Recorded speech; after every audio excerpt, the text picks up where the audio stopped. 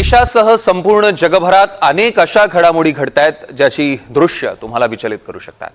काही दृश्य निसर्गाच्या भयंकर प्रलयाची आहेत। कुठे काय घडलंय बघूया ब्रेकिंग व्हिज्युअल्स या आमच्या विशेष रिपोर्टमध्ये। उत्तराखंडमध्ये गेल्या आठवड्याभरापासून मुसळधार पाऊस सुरूच आहे। याच पावसाच्या पाण्यात एक बैल वाहून जाताना दिसतोय। सोमवारी ही घटना घडली आहे। उत्तराखंडमधील सगळ्याच नद्या दुथड्या भरून वाहत आहेत।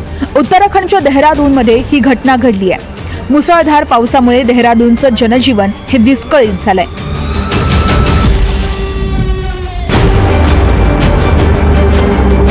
नॉर्थ कॅरोलिनामध्ये विजेची भयावह दृश्य कॅमेऱ्यात कैद झाली आहेत। शेलमोर बुलवाड येथील 17 क्रमांकाच्या हायवेवर ही घटना घडली आहे। विजेमुळे वीजतारा खाली पडल्या आणि परिसरात वीज पुरवठा खंडित झालाय। सुदैवाने कुणीही जखमी झालं नाहीये। पोलिसांच्या गाडीवरील कॅमेऱ्यात ही सगळी घटना कैद झाली आहे।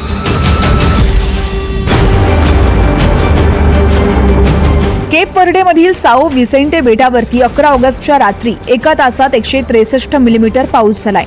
यामुळे भयंकर पूरस्थिती निर्माण झाली आहे। पुरात बुडून आतापर्यंत 7 जणांचा मृत्यू झाल्याची माहिती समोर आली आहे। रस्ते, घरं, वाहनांचंही मोठं नुकसान झालंय।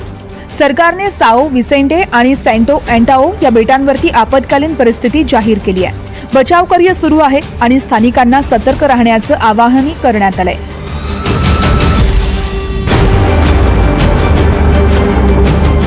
स्पेनच्या तारिफामध्ये जंगलांना मोठ्या प्रमाणात आग लागली आहे, ज्यामुळे परिसरातील घरं आणि हॉटेल्स या आगीत भस्मसात झाली आहेत। वाऱ्यांचा वेगही अधिक आहे, त्यामुळे आगीवर नियंत्रण मिळवणं खूप कठीण होत आहे।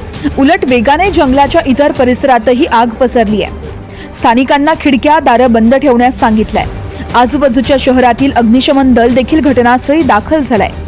अनेक वन्यजीव या आगीमध्ये जळून मेल्याची माहिती समोर आली आहे।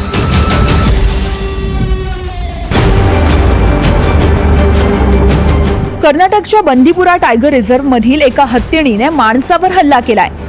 नॅशनल हायवे 67 वरती ही धक्कादायक घटना घडली आहे। एका व्यक्तीने हत्तीच्या जवळ जाऊन फोटो काढण्याचा प्रयत्न केला, तेव्हा हत्तीने त्याच्यावरती थेट हल्ला केला। या हल्ल्यामध्ये तो व्यक्ती गंभीर जखमी झालाय। ही घटना एका व्हिडिओमध्ये कैद झाली आहे। बंदीपूरच्या जंगलामध्ये वाहनं थांबवणं आणि उतरणं काटेकोरपणे निषिद्ध आहे।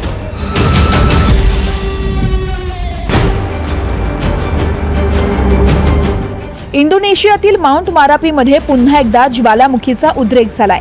आज सकाळी 8:30च्या सुमारास ज्वालामुखीचा उद्रेक झाला। उद्रेकात 1600 मीटर उंचीवर ज्वालामुखीची राख आकाशात उडाली आहे। अवघ्या एका तासात हा दुसरा उद्रेक झालाय। स्थानिकांना 3 किलोमीटर अंतर राखण्याचा आणि राखेपासून संरक्षणासाठी मास्क वापरण्याचा सल्ला दिलाय।